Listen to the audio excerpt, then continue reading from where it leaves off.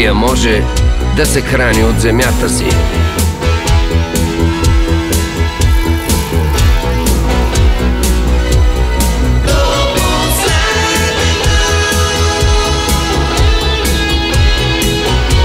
България може да се грижи за децата си.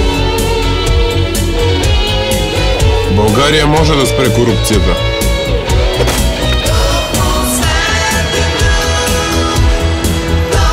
България може да има успели хора.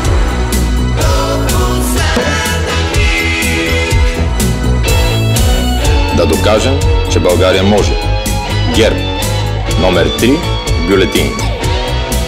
Купуването и продаването на гласове е престъпление.